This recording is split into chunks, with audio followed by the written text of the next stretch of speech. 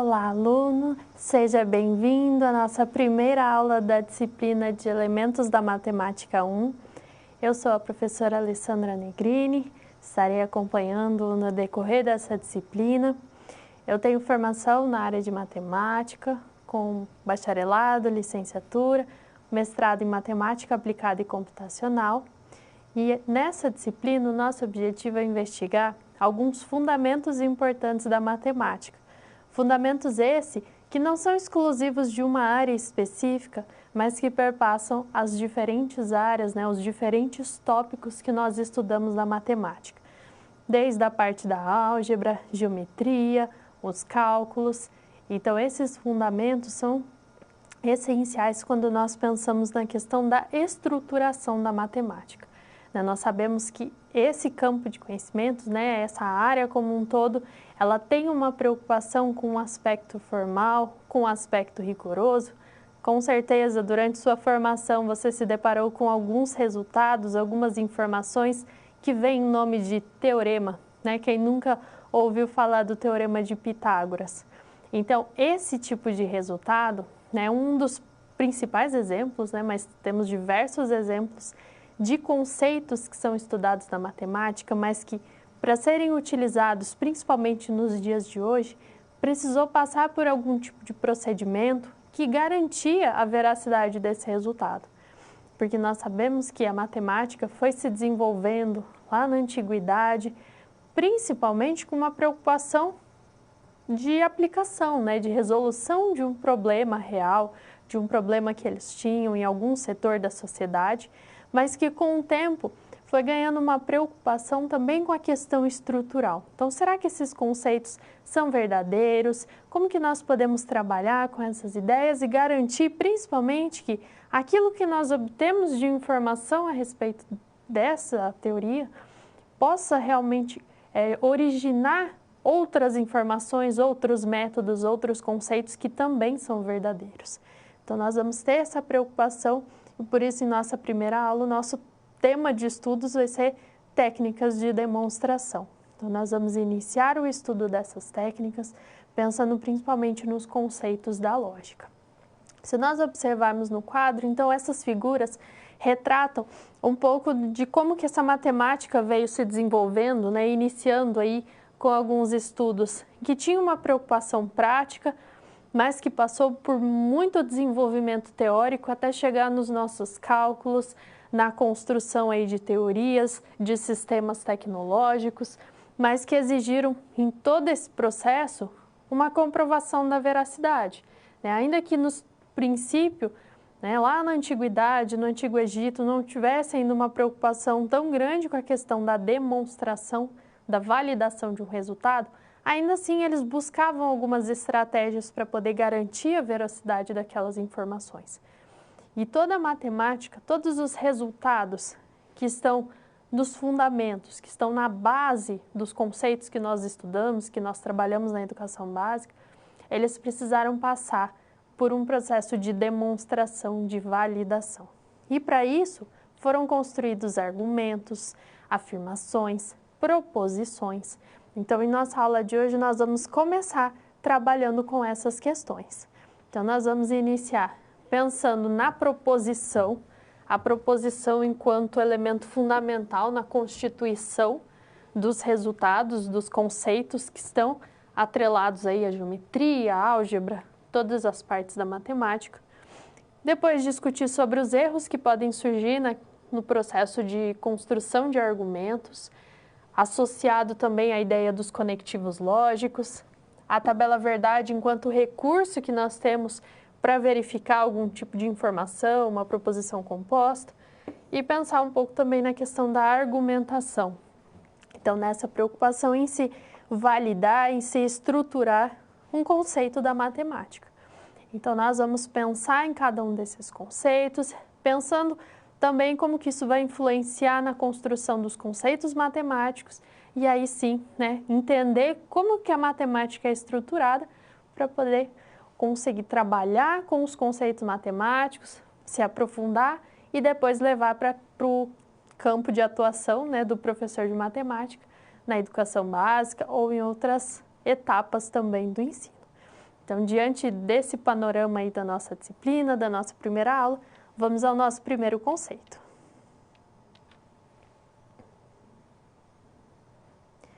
A palavra proposição, ela aparece em diversos momentos quando nós estudamos os fundamentos da matemática. Então, quando nós pensamos em resultados da geometria, algumas propriedades que se utiliza na álgebra, por exemplo, o centro, a base de toda a construção dos argumentos matemáticos é a proposição.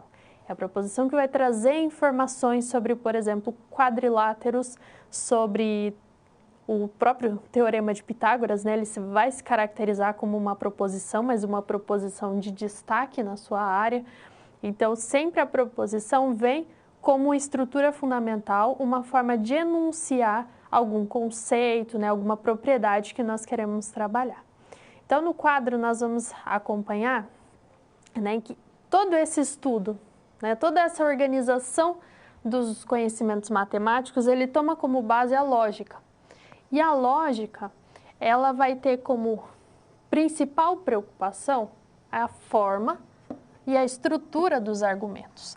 Então, aqui na lógica, especificamente, nós não temos tanta preocupação com a questão do conteúdo em si das afirmações. Por quê? Sempre nós vamos articular a lógica com, por exemplo, a geometria plana, com a geometria analítica. Então, nós vamos articulando os conceitos próprios da lógica para poder dar uma estruturação para essas outras áreas. E toda vez que nós queremos construir algum conceito, alguma propriedade, nós vamos partir de algumas premissas, de algumas hipóteses, nós vamos construindo argumentos para validar, para chegar a um resultado. Então, para comprovar aí que essas premissas são verdadeiras ou para organizar e articular essas premissas entre si até chegar num resultado. Só que esse procedimento de construção de premissa, que é a construção das hipóteses, e o processo de argumentação, ele pode conduzir a alguns erros. Então, nós podemos ter erros nesse momento. Por isso é importante pensar nessa questão estrutural, como se trabalhar com os conceitos próprios da lógica, mas sempre associando algum campo da matemática de referência. Então, a lógica tem essa preocupação em organizar as informações, organizar os argumentos, pensar em articulações, ver se são verdadeiros, se são falsos, com a questão estrutural. E aí, o conteúdo, nós vamos atrelando as diferentes áreas nas quais nós estamos estudando. Então, a lógica, ela vai estar presente aí em mais de uma área da matemática. Então, eu utilizo a lógica enquanto uma ferramenta, um artifício que nós temos para chegar à comprovação dos resultados. E aí, o nosso conceito central que permite a identificação dessas informações é a proposição. Então, a proposição é uma frase, uma informação, que vai exprimir sempre um pensamento de sentido completo. E são frases declarativas, usualmente frases afirmativas, e que nós vamos utilizar a notação de letra minúscula, geralmente P, Q, R, mas sempre uma letra minúscula para fazer uma referência a alguma informação. Por exemplo, se eu falo que eu vou ao cinema ou à praia, eu não preciso de mais nenhuma informação para entender essa frase. Ela se basta, ela tem o seu sentido completo. 5 mais 4 igual a 17. Eu sei que com essas informações eu consigo entender essa proposição, eu consigo analisar o significado, o valor lógico que ela vai ter, que é uma outra questão. Se ela é verdadeira ou falsa, é uma outra questão. Mas eu sei que ela é uma proposição porque eu só olhando para ela eu já sei o que está acontecendo. Eu já sei qual que é o contexto que eu tenho que analisar. Diferente desses outros dois exemplos que são contra-exemplos. A frase, o filme foi fantástico, não é uma frase declarativa, uma frase afirmativa. Ela tem um outro sentido aí, é uma frase exclamativa. Se eu tivesse uma frase interrogativa, eu também teria um contra-exemplo. Proposição não pode ser uma frase desse tipo. E 2 elevado a x igual a 10 também não é uma proposição, porque eu preciso de uma informação a mais. Sem ter esse valor do x, eu não consigo dizer se a minha afirmação é verdadeira, se ela é falsa, então eu preciso de algo a mais. Então, para ser uma proposição, ela precisa ser uma frase declarativa, então precisa ser uma afirmação, né? Eu não posso ter exclamação, não posso ter ponto de interrogação. E quando eu olho para essa informação, eu consigo entendê-la na sua totalidade sem precisar de algo a mais. Então, se eu tenho conhecimento sobre aquela teoria, eu vou conseguir ler essa afirmação e eu vou entender a informação que ela quer transmitir. Se eu tenho uma proposição, aí eu consigo analisar o valor lógico, se ela vai ser verdadeira ou se ela vai ser falsa, né? Aí eu vou atrelar ao conteúdo que está ali, mas eu consigo só olhar para essa proposição e entender o que ela quer me dizer. Só que para estudar a proposição, nós precisamos que alguns princípios sejam atendidos. Não é simplesmente construir uma proposição. Eu preciso que ela garanta, né, a sua estrutura garanta alguns critérios especiais. E são 3 princípios que nós precisamos considerar. Então, vejamos. O primeiro princípio é o princípio da identidade. Então, uma proposição é sempre igual a ela mesma. Parece meio redundante, mas do ponto de vista formal, isso precisa ser garantido. Então, uma proposição é sempre igual a ela mesma. O princípio da não contradição nos diz que ou uma proposição vai ser verdadeira ou ela vai ser falsa. Eu não consigo ter as duas situações ao mesmo tempo. E o terceiro excluído vai complementar ainda essa afirmação. Ou ela é verdadeira ou ela é falsa. Eu não tenho uma terceira possibilidade. Então, esses são os 3 princípios fundamentais que regem todo esse estudo das proposições. E aí, tendo garantido esses 3 princípios, estando de acordo com a definição, entra a questão do valor lógico. E aí, nesse valor lógico, nós consideramos, então, ou a proposição é verdadeira, o conteúdo está correto, está adequado, ou ela vai ser falsa. E quando nós vamos construindo os nossos argumentos, nós vamos utilizando proposições, vamos construindo afirmações e tentando chegar a algum resultado, né? Articulando aquelas informações para chegar num resultado. Nesse processo, a gente pode encontrar 2 tipos de erros. Um erro no sentido estrutural e um erro em relação ao conteúdo. Então, no quadro, nós temos essas 2 descrições.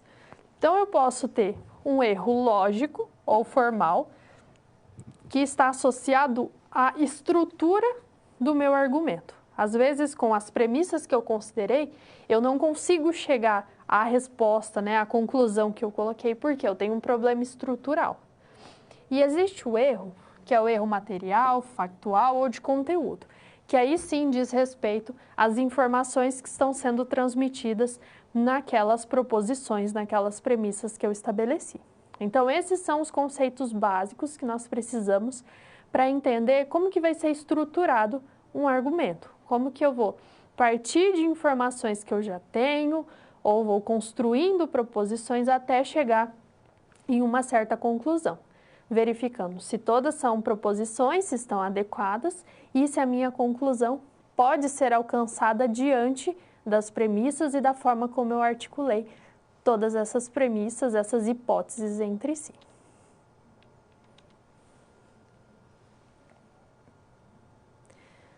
Quando nós estruturamos um argumento, né, vamos supor que nós queremos determinar, aí construir uma prova, uma validação para o Teorema de Pitágoras. Então, o que eu vou precisar? Vou precisar de algumas informações relativas a triângulos retângulos, toda a questão das medidas, dos lados. Então, eu vou ter que organizar informações para chegar a esse meu objetivo, que é comprovar que realmente o Teorema de Pitágoras ele é verdadeiro. Então, uma proposição sozinha não dá conta de traduzir essas informações, mas eu posso ir articulando proposições, construindo argumentos cada vez maiores e chegando às chamadas proposições compostas, porque aí sim eu vou conseguir organizar 2 informações, porque eu posso pensar na minha proposição como a menor informação que eu vou ter dentro de um argumento. Então, eu quero traduzir algum tipo de relação, né, algum tipo de informação e articular essa informação com outra. Por exemplo, uma informação relativa à medida de lado e eu quero usar um argumento também me baseando em medidas de ângulos internos. Então, eu posso construir uma proposição referente a cada tema e articular essas duas entre si, construindo uma proposição que nós dizemos que é composta. Então, no quadro, nós temos essas duas possibilidades. Então, quando eu penso em uma informação só, eu tenho uma proposição do tipo simples. Então, é uma única informação. Por exemplo, o número 2 é um número primo. Eu tenho aquela informação. Mas eu posso ter as proposições que são compostas, em que eu vou atrelar duas ou mais afirmações. Então, 2 é um número par e 2 é um número primo. Eu posso pensar em algo desse sentido. Só que para construir essa proposição composta, eu utilizei o e. Eu utilizei um termo que conecta essas proposições entre si. Então, eu vou precisar acrescentar os chamados conectivos.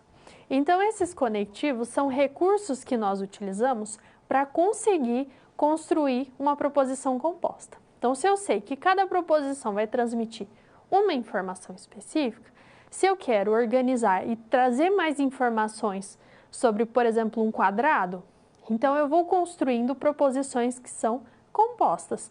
Uma referente ao comportamento em relação aos lados, em relação aos ângulos, ou outro tipo de necessidade, de acordo com o problema que eu vou estudar. Então, eu preciso usar esses conectivos para conseguir trazer esse tipo de informação, para enriquecer o meu argumento e aí sim chegar no ponto que eu quero, que seria uma conclusão, a validação de uma propriedade.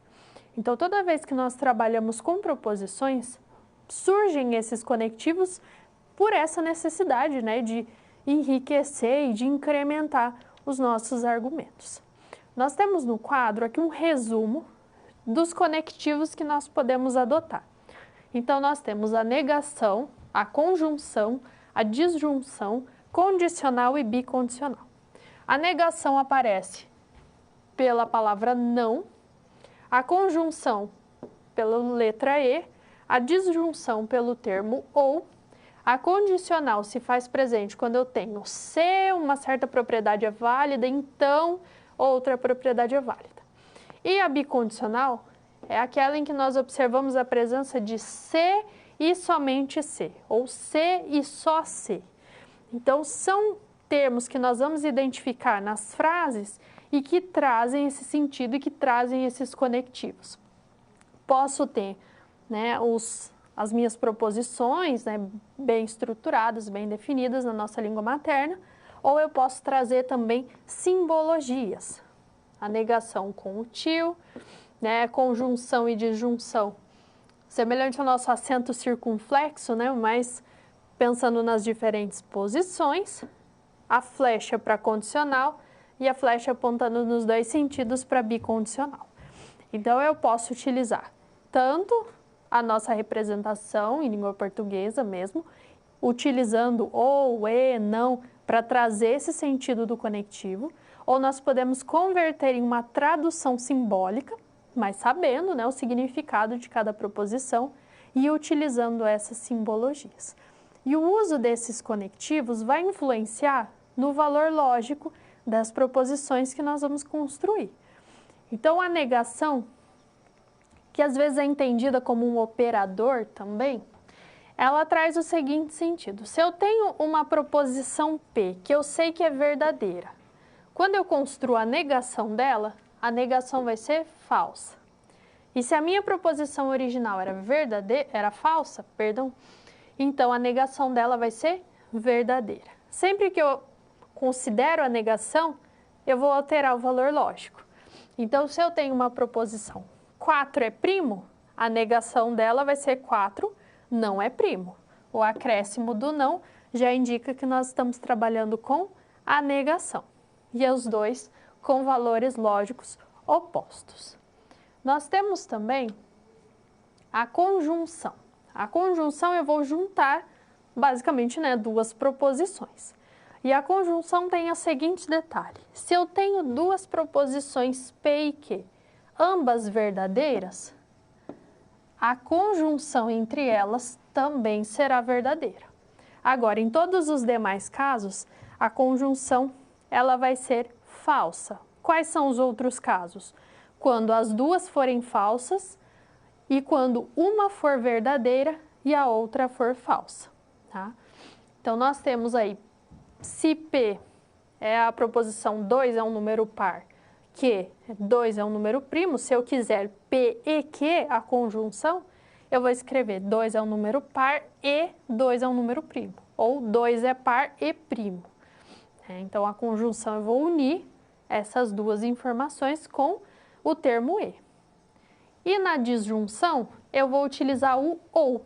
Então, se a minha proposição P é raiz de 2 igual a 5, aqui é 2 ao quadrado igual a 4, a disjunção entre elas vai ser raiz de 2 igual a 5 ou 2 ao quadrado igual a 4. E aí, diferente da conjunção, na disjunção, nós só vamos ter o valor lógico falso quando as duas forem falsas ao mesmo tempo. Se uma delas for verdadeira, já basta para que a disjunção seja verdadeira também. Então, é importante a gente entender o papel que esses conectivos vão ter e a influência nos valores lógicos para, na hora de comprovar a veracidade de algumas proposições ou mesmo comparar proposições pela tabela verdade, nós consigamos identificar de que forma esses conectivos e as proposições serão influenciadas por eles nesse momento.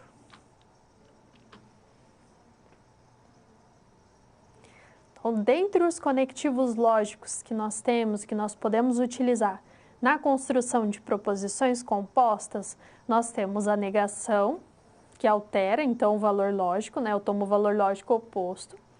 A conjunção, que é o e, então as duas têm que ser verdadeiras ao mesmo tempo, para que a proposição composta seja verdadeira. E a disjunção.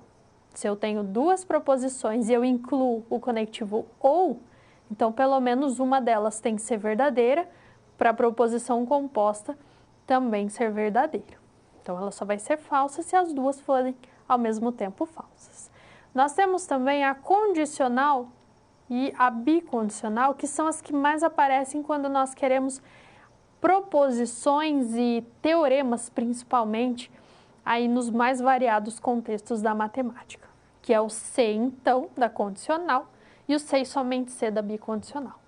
Então, se eu tenho uma informação de que A é um número par e tem uma outra que A ao quadrado é um número par, a condicional entre elas pode ser: se A é um número par, então A ao quadrado é um número par também. Veja que tem uma relação de hipótese e tese, né? Eu tenho, se uma condição é verificada, então a outra também será verificada. Muitos teoremas acabam seguindo esse tipo de padrão. E a condicional tem a característica aqui: se a proposição P for verdadeira e a Q for falsa, a condicional, né, P condicional Q, ela vai ser falsa. Então, se a primeira proposição é verdadeira e a segunda é falsa, a condicional vai ser falsa. E em todos os demais casos, ela vai ser verdadeira. Tá? Então, essa é a característica da condicional. A bicondicional, ela pode ser entendida até como uma dupla condicional, no sentido de que eu vou entender os dois sentidos. Então, quando eu construo a bicondicional, A é um número par, se e somente se A ao quadrado é um número par, eu vou entender essa proposição, né, essa bicondicional entre P e Q da seguinte forma: eu posso entender como uma condicional do tipo: se A é um número par, então A ao quadrado é um número par, e o contrário também, né? Se A ao quadrado é um número par, então A vai ser um número par. Então, os resultados que nós comprovamos e que tem essa estrutura de bicondicional, eu vou entender como duas condicionais. Eu vou analisar os dois sentidos, né? P condicional Q e Q condicional P. Então, eu preciso ter duas condicionais sendo analisadas nesse caso. Mas para avaliar o valor lógico dela, a gente pode, né, pensar na P e na Q, nas duas proposições simples envolvidas. A minha bicondicional vai ser sempre verdadeira se as duas tiverem o mesmo valor lógico. Então, se as duas forem ao mesmo tempo verdadeiras ou se as duas forem ao mesmo tempo falsas. Nos outros casos, a bicondicional ela vai ser falsa também. Então, no quadro a gente tem aí um esquema para poder resumir. Então, P e Q verdadeiras, bicondicional verdadeira. P e Q falsas, bicondicional verdadeira. Valores lógicos diferentes, bicondicional falsa. Então, esses são os conectivos lógicos que nós podemos utilizar na construção de proposições compostas.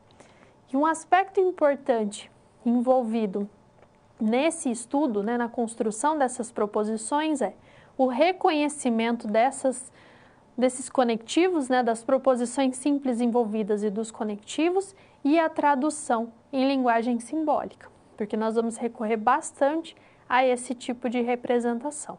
Então, nós vamos ver alguns exemplos para identificar como que esses conectivos vão aparecer nas expressões. Então, aqui nós temos uma informação. O número de acidentes diminuirá nas estradas se somente se houver mais policiamento e os motoristas forem mais conscientes.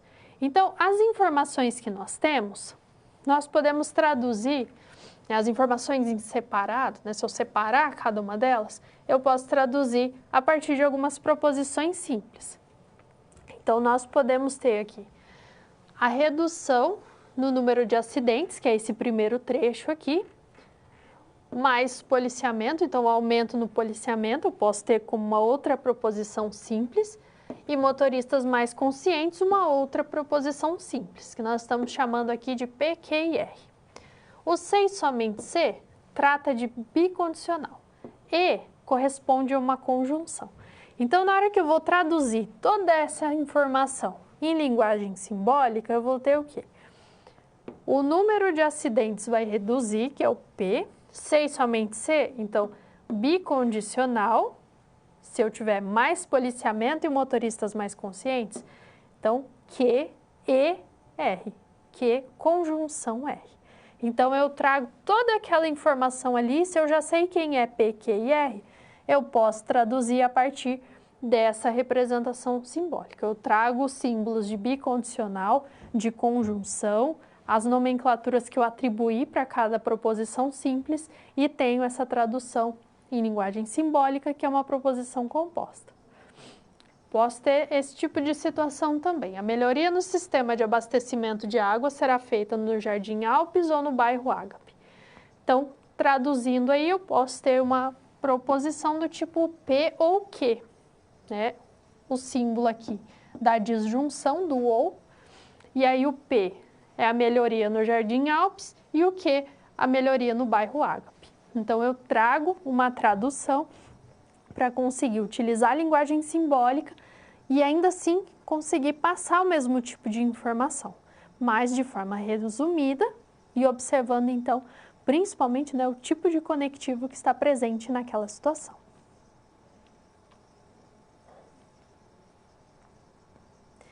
Nós vamos agora a alguma situação, problema, para colocar em prática a questão da identificação dos erros, como esses erros aparecem na hora de construir um argumento, de validar um argumento. Então, existem dois tipos de erros, um erro formal, um erro lógico, que vem da questão estrutural do meu argumento, e um erro de conteúdo, que a informação que eu estou transmitindo é uma informação que tem algum tipo de erro, de alguma incoerência. Então, nós vamos ao quadro, considerando um contexto de que foram propostos aos alunos do ensino médio algumas frases, algumas afirmações, e eles precisariam analisar as relações que são estabelecidas, se essas conclusões estariam corretas ou não. Então, nós vamos analisar esses conjuntos de frases, esses conjuntos aí de afirmações, do ponto de vista lógico. Então, o primeiro conjunto aqui trata dos autores aí, Guimarães Rosa, Machado de Assis e algumas informações a respeito deles. Então, o conjunto 1 tem uma certa estrutura, o conjunto 2 tem uma outra estrutura, e aí nós vamos pensar na existência de erros lógicos e erros materiais, ou seja, problemas estruturais nesses conjuntos de informações ou problemas também de conteúdo em cada um deles.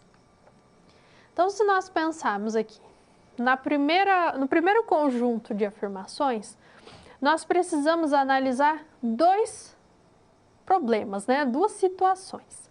A primeira é a informação que está sendo transmitida em cada afirmação, nas afirmações 1, 2 e 3.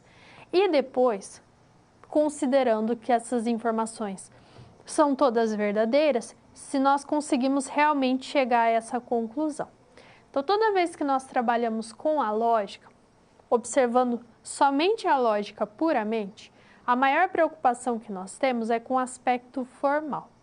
Se, considerando as afirmações que são dadas, se eu realmente consigo chegar à conclusão. Então, é importante identificar se eu tenho erro de conteúdo, mas a lógica se preocupa principalmente com a questão estrutural, porque esses erros de conteúdo, eles são sempre atrelados a algum campo de conhecimento específico. Então, nesse caso, nós temos afirmações que, inclusive, tratam de literatura, né, de língua portuguesa, mas ainda assim eu consigo pensar na estruturação desses argumentos considerando conceitos da lógica. Poderiam ser afirmações sobre geometria. Então, aí o conteúdo de cada uma delas eu iria avaliar diante do campo de conhecimentos de geometria. Então, por isso que a lógica ela vai perpassar as diferentes áreas, né? E eu posso, inclusive, associar com outras áreas do conhecimento que não só a matemática. Mas a preocupação dela é com a questão estrutural. Se eu tenho erro lógico, se eu tenho um problema lógico, e aí considerando sempre que as hipóteses, que os conteúdos estão certos. Aí uma outra análise se dá em relação aos conteúdos, as informações que estão sendo transmitidas, se elas são verdadeiras ou falsas. Então, retornando ao nosso conjunto de afirmações, o primeiro, nós temos a primeira afirmação como: o escritor Guimarães Rosa nasceu em algum estado brasileiro da região sudeste no século XX. Então, se nós formos pesquisar a respeito desse autor, ele nasceu em Minas Gerais em 1908. Então, século XX é uma verdade factual. Então, ou seja, o conteúdo que está sendo transmitido ali é um conteúdo que está correto. Então, eu não tenho problemas de conteúdo. A segunda, o escritor Machado de Assis nasceu no século XVI, em torno ali de 1700, né? Só que se nós formos avaliar a vida desse autor, ele nasceu em 1839, que é o século XIX. Então, aqui nós temos um problema de conteúdo. O século indicado aqui está incorreto. Então, nós temos um erro do tipo material, um erro de conteúdo. E aí, a conclusão é que o escritor Machado de Assis nasceu antes de Guimarães Rosa. Então, nós já temos um problema material, de erros materiais. Mas em relação à estrutura do argumento, vamos supor que todas essas afirmações, né, 1 e 2, estão corretas. Se elas fossem corretas, bom, Machado de Assis nasceu no século XVI, Guimarães Rosa no século XX, 16 está antes de 20, então Machado de Assis nasceu antes de Guimarães Rosa. Então, eu tenho uma verdade lógica. Então, a estrutura do meu argumento está correta. O problema que nós temos é em relação a uma das afirmações. Então, veja, essa preocupação lógica não leva em conta o conteúdo de cada afirmação. Ela leva em conta se essas afirmações fossem todas verdadeiras, eu conseguiria chegar nessa conclusão? Se eu consigo, eu não tenho um problema estrutural. Agora, se eu não consigo, aí sim, eu vou ter um problema de erro lógico. Tá? Vejamos o segundo pensando nessa mesma estratégia. Então, Guimarães Rosa nasceu em algum estado brasileiro da região sudeste no século XX. Então, nós já vimos que está certo, foi em Minas Gerais, no século XX. O escritor Machado de Assis nasceu no século XIX, que está correto. Então, agora as duas afirmações estão corretas em questão de conteúdo. O escritor Machado de Assis nasceu após Guimarães Rosa, que é a conclusão. Veja que agora as duas afirmações 1 e 2 estão corretas, mas Machado de Assis nasceu no século XIX e Guimarães Rosa no século XX. Então, Machado de Assis nasceu antes de Guimarães Rosa. Então, eu não consigo chegar nessa conclusão porque eu vou ter um erro lógico nesse caso. Eu não tenho como chegar a essa conclusão partindo dessas afirmações. Então, esse seria um estudo em relação ao erro lógico presente nesse conjunto de informações. Vejamos aqui um segundo conjunto, um terceiro conjunto de afirmações, mas agora no campo da biologia. Então, nós temos essas sentenças e nós queremos saber se tem erros no mesmo sentido. Então, escorpiões são crustáceos. Bom, eles não são crustáceos, então eu tenho um erro material de conteúdo. Crustáceos têm glândulas mamárias. Também tem problema de conteúdo, é um erro material. Mas, se escorpiões são crustáceos e crustáceos têm glândulas mamárias, eu posso concluir que escorpiões têm glândulas mamárias. Então, a conclusão está certa. Ela está certa no sentido de verdade formal. Porém, os conteúdos que estão sendo transmitidos estão incorretos. Então, esse é um problema que nós temos em alguns argumentos. Às vezes, o conteúdo está todo correto, mas eu não articulei corretamente, eu não consegui obter uma conclusão adequada. E, às vezes, o problema está no conteúdo e não na questão estrutural. Por isso, precisamos ficar bem atentos a esses dois tipos de erros.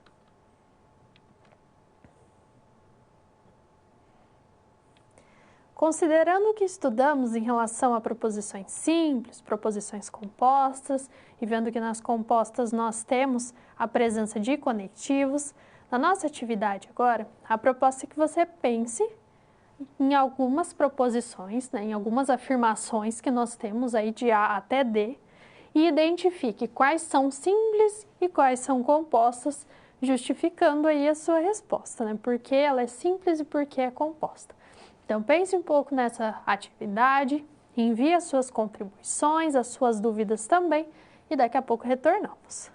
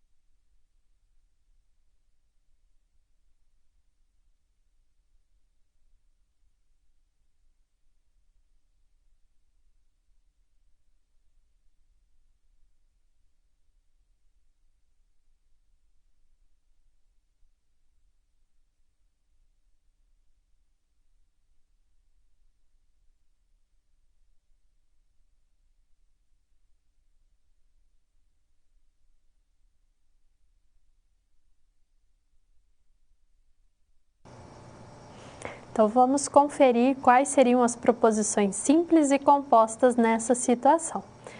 Então, a primeira é uma proposição composta, porque se nós observarmos na estrutura, nós temos a presença de um conectivo, que é o C e somente C, a bicondicional.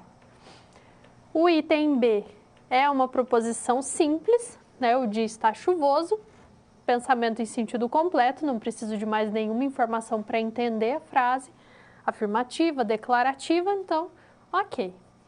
No item C, Lia está de vestido e Rogério está de bermuda, presença do conectivo e, conjunção. E no item D, o triângulo é retângulo ou isósceles, então a presença do ou, presença da disjunção, proposição composta. Então apenas a do item B é uma proposição simples e dos itens A, C e D nós temos a presença de conectivos, temos frases, né, afirmativas, declarativas, com pensamento de sentido completo, então são todas proposições compostas. Uma questão que surge quando nós vamos construir uma proposição composta, traduzir algum tipo de informação, é em relação às regras de precedência. Então, toda vez que nós vamos resolver uma equação, né, resolver uma expressão numérica, nós temos algumas ordens, algumas regras para seguir. Então, quando nós trabalhamos aí com uma expressão algébrica, nós temos adições, multiplicações, divisões. E aí, o que nós vamos observar sempre? Primeiro, as operações que estão entre parênteses, né, colchetes, chaves. Começamos por potências, radiciação, depois multiplicação e divisão e, por fim, adição e subtração. Qualquer expressão algébrica que nós vamos simplificar, expressões numéricas também, nós temos essas regras. Então, com proposições simples, proposições compostas, a presença dos conectivos, existem algumas regras também que estão, de certa forma, atreladas a essa ideia, principalmente na presença de parênteses.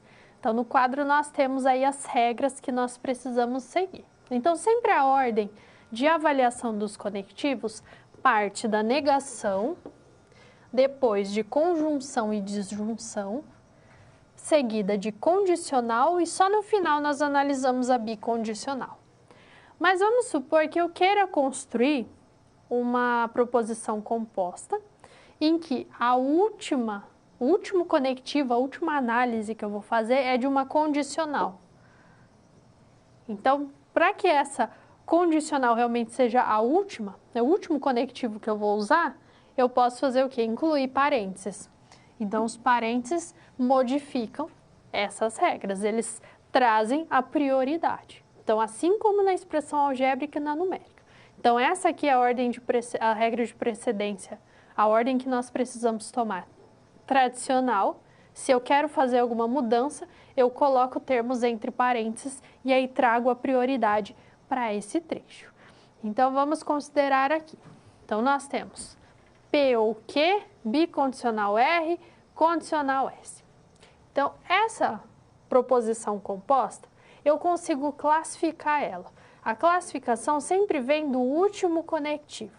Então, sempre nós começamos por negação, aqui não tem, então não preciso. Depois, conjunção e disjunção. Então, primeiro eu vou analisar a disjunção.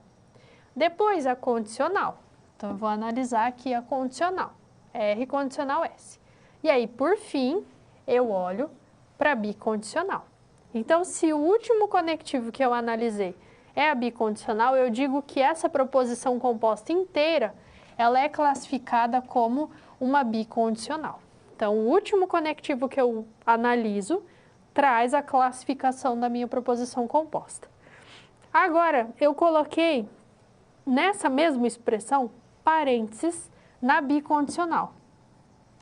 Então, quando eu delimito aí que sem somente CR, coloco parênteses, eu trago a bicondicional para o começo. Então, primeiro eu analiso o que está dentro de parênteses, que é a bicondicional. Depois, não tenho mais nada com parênteses, eu vou seguir a regra normal. Não tenho negação, então a próxima é a disjunção, né? Conjunção e disjunção, então no caso é disjunção. E aí no final, eu analiso a condicional. Bom, então, eu trouxe a bicondicional para o começo e, por último, eu fiquei com a condicional. Então, eu posso dizer que essa proposição agora, ela é uma condicional. Por quê? O último conectivo que eu vou analisar na regra de precedência é a condicional, porque eu incluí parênteses. Então, eu vou caracterizar essa proposição aí como sendo uma condicional. Então, quando eu quero mudar a classificação da minha proposição, eu vou incluir parênteses, né? Identificando ali o local em que eu preciso incluir os parênteses para conseguir trazer aí o meu conectivo que vai ser correspondente à classificação da proposição. Os parênteses podem estar presentes também na hora que nós construímos em linguagem materna a proposição composta. Então, aí nós temos que ter bastante atenção à estrutura dela, o significado que eu quero dar para, assim, classificar corretamente, né, e identificar corretamente a regra de precedência. Porque, às vezes, surge um parênteses para que eu consiga realmente delimitar uma informação ou um par de informações antes de tratar com outro conectivo. Tá? Então, a tradução, ela envolve toda essa questão estrutural, né, da minha proposição, mas também o significado que eu quero transmitir se vier desse processo de tradução. Agora, quando eu quero analisar, por exemplo, a condicional que eu construí, os valores lógicos que ela pode assumir, quando ela é uma proposição composta, ela sempre vai depender das proposições simples que a constituem. Então, se eu digo que o número 2 é um número primo ou o número 2 é um número par, eu posso analisar o valor lógico dessa proposição composta levando em conta as suas proposições simples. 2 é primo, 2 é par. E para conseguir fazer essa análise, nós vamos utilizar o recurso da tabela verdade. É ela que vai traduzir os valores lógicos das proposições que nós estamos analisando.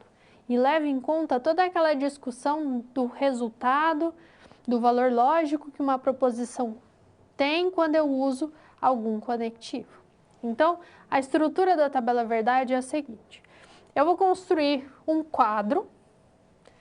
Se eu tiver duas proposições, eu preciso considerar a quantidade de combinações entre valores lógicos. Se eu tiver 3, 4, mas sempre considerando que para uma proposição simples, eu posso ter 2 valores lógicos, ou é verdadeiro ou é falso.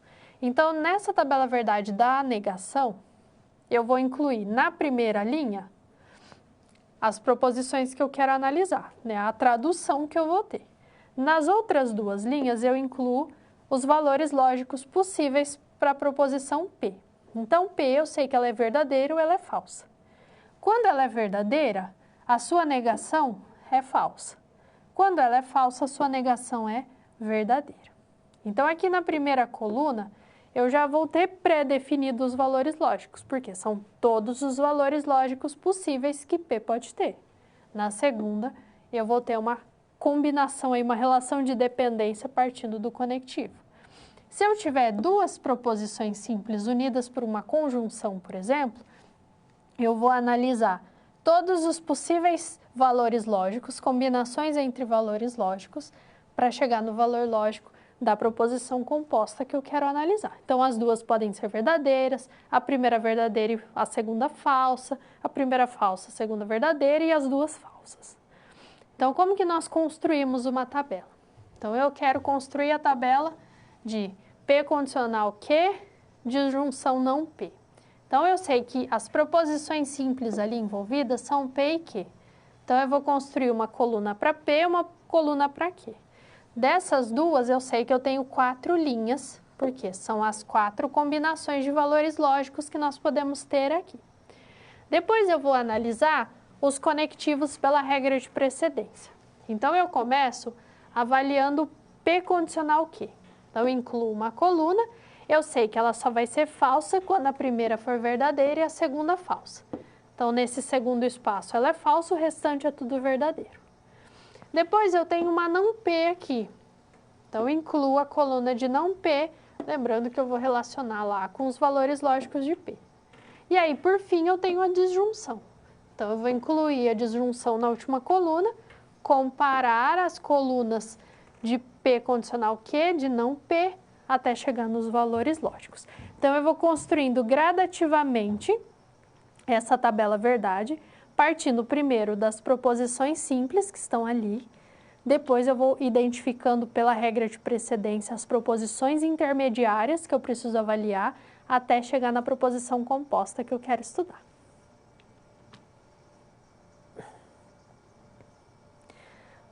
no momento de se construir um argumento, né, nós vamos precisar trabalhar também com essa articulação entre proposições, utilização de conectivos, porque o argumento ele vai ser um conjunto de proposições articuladas entre si.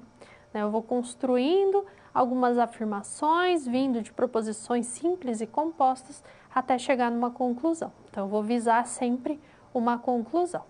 E no estudo de proposições compostas, podem acontecer algumas situações, né, especiais.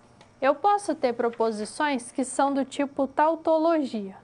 Se eu olhar para a tabela verdade dela, na coluna da proposição eu só vou ter valor lógico verdadeiro.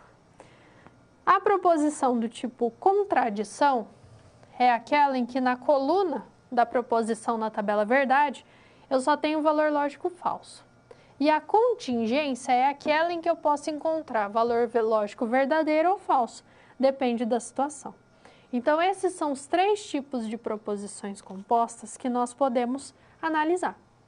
Então, eu posso ter uma proposição que é sempre verdadeira, uma proposição que é sempre falsa e posso ter ainda a contingência que ela vai depender das proposições simples envolvidas ali, dos valores lógicos que essas proposições assumem. Além disso, né, esse estudo aqui é quando eu quero classificar uma proposição composta, analisei a tabela verdade dela e aí eu consigo chegar a essas conclusões. Mas eu também posso comparar proposições compostas entre si, porque se eu quero construir um argumento, né, eu preciso de várias proposições, várias informações para conseguir deduzir, para chegar a alguma conclusão. Então, nós temos essa possibilidade de identificar proposições que são consistentes ou inconsistentes. As consistentes são aquelas que podem ser simultaneamente verdadeiras. Então, existe alguma situação em que as 2 proposições que eu estou estudando são verdadeiras ao mesmo tempo. Então, se eu olho para a tabela verdade, tem uma coluna para cada uma delas, vai ter alguma linha nessa tabela em que as 2 vão ser verdadeiras ao mesmo tempo. As inconsistentes são aquelas que não podem ser simultaneamente verdadeiras. Então, quando uma é verdadeira, a outra é falsa. Quando uma é falsa, a outra vai ser verdadeira, né, obrigatoriamente. Então, são algumas conclusões, algumas classificações que surgem na hora de se estruturar uma proposição composta e na hora de combinar proposições entre si. E aí, dentro de todo esse estudo, temos o conceito de argumento. Então, o argumento, ele surge de todo esse contexto de construção de proposições. E o objetivo dele é sempre justificar algum enunciado. Então, para ter argumento, eu tenho que ter um objetivo de validar alguma informação. Por exemplo, eu quero demonstrar o teorema de Tales, por exemplo. Então, eu posso construir um argumento para tentar demonstrar, para tentar provar que esse teorema é verdadeiro. Então, eu tenho um objetivo. Meu objetivo é mostrar lá as relações do teorema de Tales. Então, eu sempre vou justificar alguma informação. E para isso, eu preciso ter pelo menos uma premissa. Eu preciso partir de uma hipótese, de uma suposição inicial. E na hora que eu construo esse argumento, eu vou articulando essas premissas, nessas proposições. Dentro das premissas aí nós vamos ter proposições.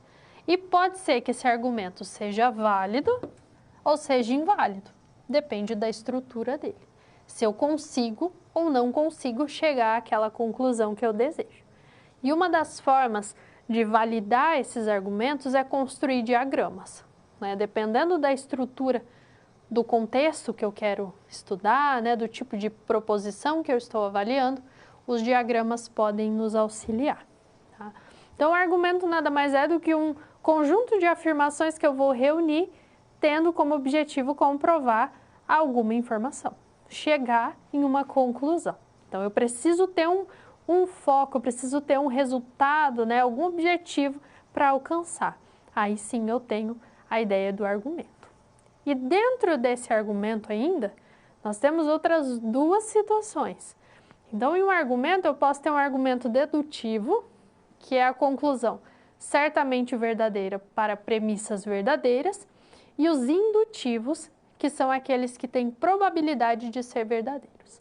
Então, nos dedutivos são os que nós utilizamos com mais frequência na matemática. Então, vamos supor um resultado aí da geometria que é mais fácil, às vezes, da gente enxergar algumas relações.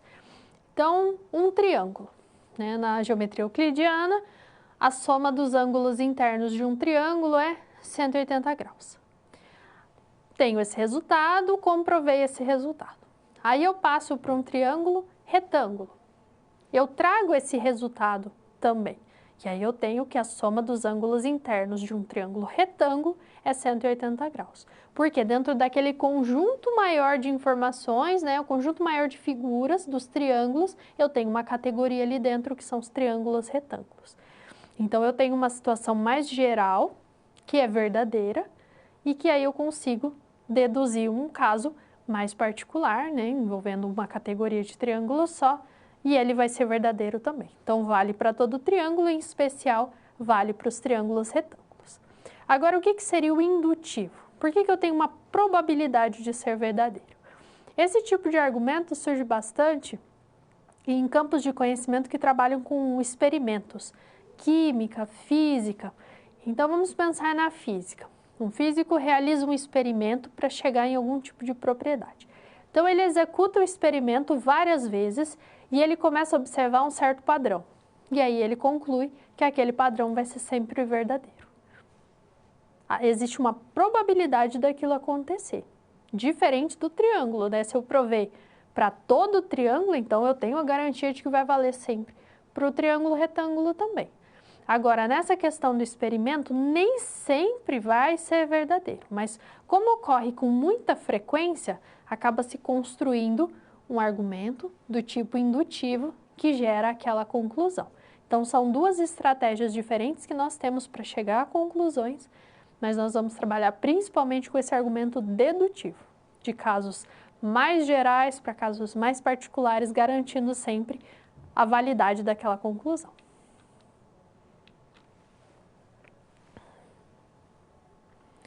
Uma forma de comprovar a validade de um argumento é a partir dos diagramas.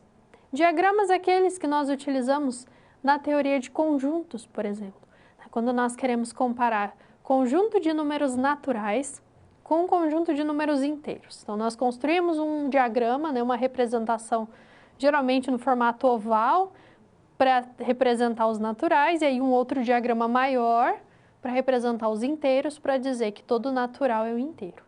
Então, esse é um recurso que nós temos para comprovar a validade de alguns argumentos, né, de alguns conjuntos de afirmações que visam chegar a alguma conclusão. Então, no quadro, nós temos algumas situações que nós podemos identificar nesse contexto. Então, se eu digo que existe x que é y, então existe uma certa informação que é também uma outra informação. Então, eu posso representar situações desse tipo por esse diagrama, né, em que eu tenho dois conjuntos relacionados entre si e eu tenho uma parte comum. Então, essa parte comum nos diz que existe x que é y. O não existe x que é y, dois diagramas separados sem interseção, porque o x é uma informação, o y é outra, e eu não vou ter relações entre elas. Existe x que não é y, então eu tenho uma interseção entre eles, só que eu estou pensando nessa parte aqui que é exclusiva de x. Então, existe x que não é y, que é apenas x. E existe o diagrama para todo x é y. Então, veja que a região para x está dentro da região para y.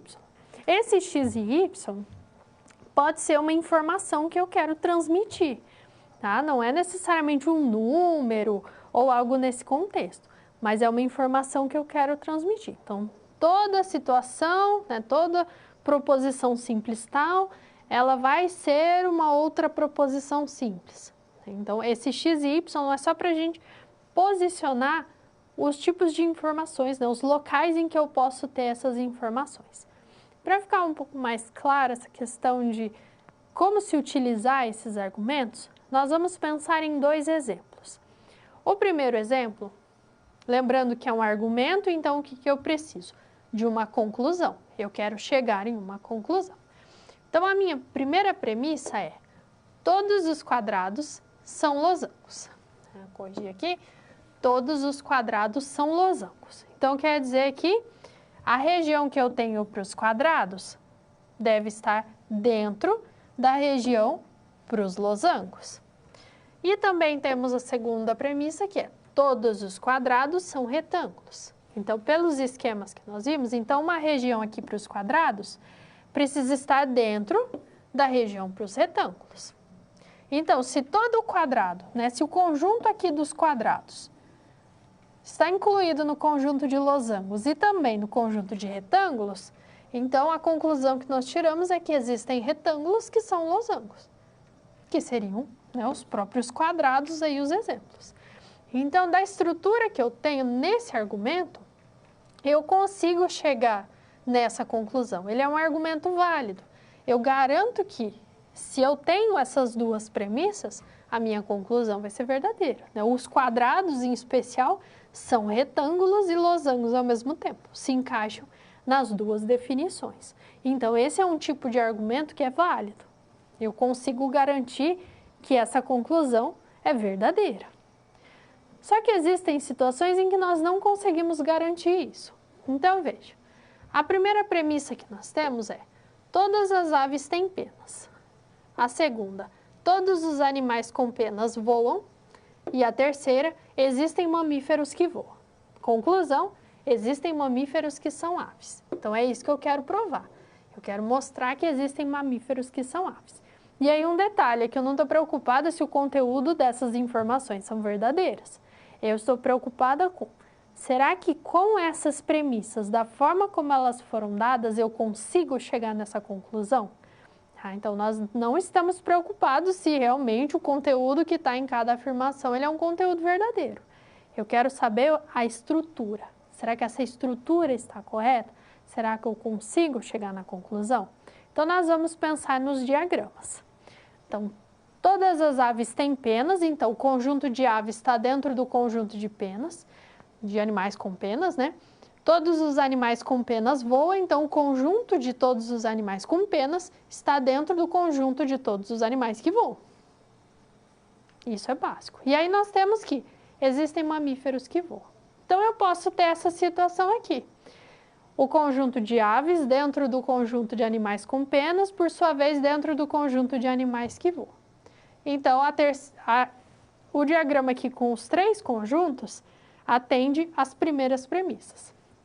E aí nós temos a informação de que existem mamíferos que voam. Então, eu posso ter uma situação como nesse caso aqui. Eu tenho uma interseção aqui, então eu sei que tem mamíferos que voam. Tenho essa situação também. Pode ser que a interseção dos mamíferos vai até lá, o conjunto de animais com penas. E eu posso ter ainda uma outra situação que o conjunto de mamíferos vai até lá, no conjunto dos animais que são aves, né, classificados como aves. Então, eu tenho essas três possibilidades, porque eu não tenho mais nenhuma premissa. Então, ou eu estou nesse caso, ou estou nesse, ou estou nesse. Se nós estivermos nesse anterior, veja que eu não tenho interseção entre mamíferos e aves. No anterior também não. Nesse último eu tenho. Então, eu não consigo garantir se existem mamíferos que são aves. Ele é um argumento que não é válido. Por quê? Existe uma brecha, né, nessa situação. Eu não tenho garantia de que realmente vai existir interseção entre esse conjunto de mamíferos e o conjunto de aves, porque eu não tenho mais nenhuma premissa que leve a essa garantia.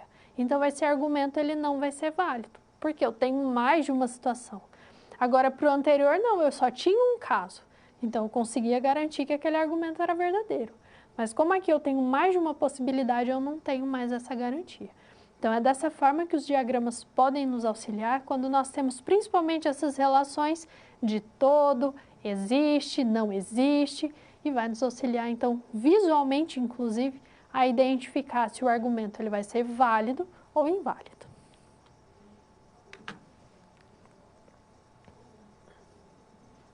Nós vamos acompanhar agora uma situação-problema envolvendo a construção de tabelas verdade e a interpretação dos dados que são obtidos a partir dessa tabela. Então, a nossa situação-problema envolve um desafio que um pesquisador da área de biologia propôs a você, né, enquanto um estudioso, aí, um professor de matemática. Então, nesse trabalho, né, nessa situação que foi proposta, nós temos o seguinte. Então, o pesquisador está investigando um tratamento para uma moléstia, para uma doença em duas raças de gado. Então, tem uma raça X e uma raça Y. Então, quando o tratamento é utilizado em X, vale o seguinte. Se o tratamento é utilizado, os animais não adoecem. Quando o tratamento é utilizado em Y, vale o seguinte. O tratamento é utilizado sem somente C, os animais não adoecem. Nós vamos supor que os animais das raças X e Y não adoecem. Então, como que nós podemos concluir se o tratamento foi utilizado ou não nessas duas raças? Então, vamos observar o seguinte. Para essa proposição A, que foi destacada, o então foi omitido, mas eu posso ler como: se o tratamento é utilizado, então os animais não adoecem. Então, eu tenho aqui uma condicional. Na segunda, eu tenho a presença do C e somente C. Então, ela é uma bicondicional. Só que as proposições envolvidas são as mesmas, né? Tratamento utilizado e animais não adoecendo. Então, nós vamos pensar nas tabelas verdade correspondentes a cada uma delas. Então, como que nós construímos uma tabela verdade? Primeiro, nós traduzimos a informação. Então, a primeira proposição, nós vimos que é uma proposição composta condicional. Então, eu tenho P e Q. P como sendo o tratamento utilizado, que os animais não adoecem. Então, nós temos aqui a tabela da condicional. Então, é P condicional Q. Então, como que nós construímos essa tabela? Já que eu tenho duas proposições, P e Q, a quantidade de linhas que vai ser dada vai ser 2 ao quadrado. Então, eu vou ter 4 linhas. Se fosse P, Q e R, por exemplo, se fossem 3 proposições, seria 2 ao cubo. Tá? Sempre o expoente indica a quantidade de proposições simples que nós vamos ter. Se são duas, 2 ao quadrado. A base aqui sempre vai ser 2. O total dessa potência vai ser o total de linhas, né? O número que resulta da potência é o número de linhas que eu vou ter na tabela. Então, as duas primeiras colunas eu vou construir todos os valores lógicos possíveis entre P e Q. Então, os dois podem ser falsos, primeiro falso, segundo verdadeiro, primeiro verdadeiro, segundo falso, e as duas proposições verdadeiras. Então, essa primeira parte eu preciso construir antes de qualquer análise, que são todas as combinações entre valores lógicos de P e Q. Aí nós vamos ter a condicional, né? Se eu quero analisar a condicional, a próxima coluna é a coluna da condicional. Então, eu vou observar o seguinte. Quando as duas proposições são falsas, a condicional é verdadeira. Quando a primeira é falsa e a segunda é verdadeira, a condicional é verdadeira. Quando a primeira é verdadeira e a segunda é falsa, a condicional é falsa. É o único caso em que ela vai ser falsa. Quando a primeira é verdadeira e a segunda é verdadeira, a condicional é verdadeira. Então, olhando para essa análise, né, para as comparações que nós temos entre os valores lógicos, levando em conta o papel da condicional, então nós vamos ter a tabela verdade, né, todos os valores lógicos possíveis. Então, nós estamos considerando o seguinte, que essa proposição P condicional Q, ela é verdadeira, né? Primeiro de tudo, eu estou considerando que realmente essa proposição A, que é a proposição composta, ela vai ser verdadeira. Então, eu tenho aqui 3 linhas que eu preciso analisar, que são as linhas em que essa condicional, ela é verdadeira. E aí nós temos uma suposição. Suponha que os animais não adoeceram. Então, o que eu estou supondo? Eu estou supondo que Q é verdadeira, né? Se os animais não adoeceram, então o valor lógico de Q é o verdadeiro. Então eu vou analisar aqui essa segunda e a última linhas, dentre os valores lógicos. Se eu olhar para essas duas linhas aqui, o que eu observo? Que se a minha proposição condicional, a proposição composta é verdadeira e a Q é verdadeira, eu não posso dizer nada sobre a proposição P. Por quê? Nessas duas linhas, a P ou é falsa ou é verdadeira. Então, o que nós podemos dizer? Que não é possível concluir se o tratamento foi utilizado ou não, porque eu tenho essas duas possibilidades, essas duas linhas aí para analisar. Agora, para o segundo caso, eu construo a tabela verdade da mesma forma, mas lembrando que agora é uma bicondicional, ela só vai ser verdadeira quando as duas proposições envolvidas forem verdadeiras. Em todos os demais casos, ela vai ser falsa. Então, quando eu olho para bicondicional, assumindo que a proposição composta é verdadeira e que o valor lógico daqui também é verdadeiro, né, os animais não adoeceram, então eu tenho a primeira aqui, a última linha dos valores lógicos. Se os animais não adoecem, eu tenho só essa última linha para analisar, porque na primeira é falso. Então, eu sei que só tem uma linha em que vale a validade aí da minha proposição composta e a proposição Q sendo verdadeira. E nessa linha, a proposição P vai ser verdadeira. Então, se ela é verdadeira, quer dizer que o tratamento foi utilizado. Então, sobre a raça Y, eu posso garantir que esse tratamento foi realizado. Então, essa seria a interpretação que nós fazemos da tabela verdade. Então, eu vou considerar que a proposição que eu estou estudando é verdadeira, então eu só olho para as linhas em que ela vai ser realmente verdadeira. Eu vou identificar as suposições que nós temos, se alguma dessas proposições simples vai ser verdadeira ou falsa, e eu vou reconhecendo as linhas da tabela verdade que podem traduzir essas informações. Às vezes eu consigo uma conclusão, às vezes não. Tudo depende da estrutura da tabela verdade e dos valores lógicos que nós temos.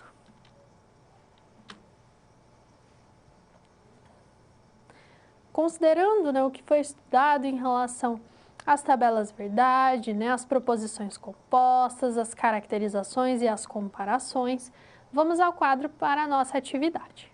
Então, nós temos aqui duas proposições compostas, P ou Q, disjunção, e Q, condicional não P. Então, tem uma condicional, tem uma negação. Será que essas duas proposições são consistentes? Ou seja, existe uma situação em que elas são verdadeiras ao mesmo tempo? Como que a tabela verdade pode nos ajudar a resolver essa atividade? Então, pense a respeito dessa proposta, envie suas contribuições e dúvidas e daqui a pouco nós vamos corrigi-la.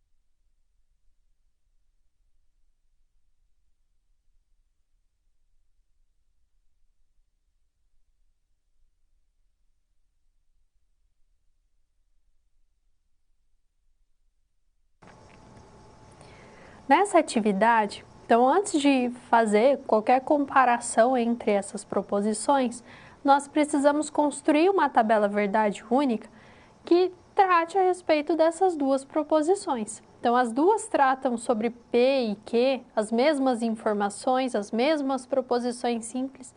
Então, nós vamos utilizá-las para poder construir a tabela verdade e chegar à nossa conclusão. Então, se são P e Q, nas duas primeiras colunas eu indico P e Q, e eu vou ter 4 linhas para combinar os valores lógicos de P e Q. Então, essas duas primeiras colunas eu vou preencher separadamente, sem considerar o conectivo que está ali. Eu tenho as duas verdadeiras, as duas falsas e valores lógicos alternados. Nós temos aqui para B uma negação e depois uma condicional. Então, eu já vou incluir aqui uma coluna para negação de P. Então, eu vou trocar os valores lógicos em relação à coluna de P. Se era verdadeiro, verdadeiro, falso, falso, fica falso, falso, verdadeiro, verdadeiro. Agora eu vou trazer aqui a proposição A, que é P disjunção Q. P ou Q. Eu sei que essa proposição ela vai ser falsa só quando as duas forem falsas. Então, aqui na última linha, as duas são falsas. Então, essa proposição vai ser falsa também. Os outros casos, aí a proposição vai ser sempre verdadeira, porque uma delas vai ser verdadeira. Então, essa é a coluna para o A. Agora, eu preciso preencher a coluna aqui para B. B é Q, condicional não P. Então, eu vou olhar para essas duas colunas aqui, para a coluna de Q, para a coluna de não P. Condicional é só falsa quando eu tenho uma sequência VF. A primeira é verdadeira e a segunda é falsa. Então, aqui a primeira é verdadeira, a segunda é falsa, o valor lógico lá na última coluna é falso. Para as outras eu tenho 2 Fs é verdadeiro, 2 Vs verdadeiro e a sequência FV, a primeira falsa, a segunda verdadeira, o valor lógico é verdadeiro também. Agora eu vou olhar, depois que eu construir essa tabela verdade única para A e B, eu vou olhar só para as colunas de A e B. A proposição A composta, ela é uma contingência, assim como a B. Por quê? Ela pode ser verdadeira ou falsa. Mas se eu olhar comparando as duas colunas, eu sei que aqui nas duas linhas intermediárias, as duas proposições são verdadeiras ao mesmo tempo. Isso indica que essas proposições A e B são consistentes, porque existe pelo menos uma situação em que as duas vão ser verdadeiras simultaneamente. Isso que vai garantir, então, que nós temos proposições que são consistentes. Se sempre fosse alternado os valores lógicos, as duas seriam inconsistentes. Então, nós vamos agora resumir as principais ideias que nós discutimos durante essa aula, relembrar alguns pontos importantes. Então, vamos ao quadro. Nós vimos que proposições são frases declarativas de sentido completo que precisam atender aos 3 princípios: da identidade, da não contradição e do terceiro excluído. Com isso, eu consigo classificá-las como verdadeiras ou falsas. Eu posso articular diferentes proposições buscando a construção de um argumento, o estudo desse argumento, e nesse momento eu posso identificar erros. Erro lógico, que é estrutural, e o erro material, que é de conteúdo. Eu posso ter conectivos lógicos para conseguir construir uma proposição composta. E nós temos 5 possibilidades: negação, conjunção, disjunção, condicional e bicondicional. E para avaliar os valores lógicos de proposições, o nosso recurso é a tabela verdade. A partir dela, eu consigo classificar as proposições compostas, se são tautologias, contradições ou contingências. Basta olhar para os valores lógicos da coluna da proposição que eu quero estudar. Vimos que podemos articular proposições para construir um argumento. E o argumento sempre visa alguma conclusão, chegar a alguma conclusão. E dentre esses argumentos, nós temos os dedutivos ou os indutivos. Posso usar diagramas, posso usar inclusive tabelas verdades para chegar às conclusões. Então, essas foram as ideias que nós trabalhamos durante essa aula. É importante que você continue se aprofundando, estudando, observando lá no livro da disciplina outros exemplos, propostas de exercício e, em caso de dúvidas, entre sempre em contato para que nós possamos aí sanar essas dúvidas. Agradeço, então, a sua participação, a sua presença na aula de hoje. Conto também com a sua presença na nossa próxima aula, na qual nós vamos dar continuidade a todo esse estudo de lógica, matemática e dos fundamentos da matemática. Desejo a você bons estudos e até a nossa próxima aula.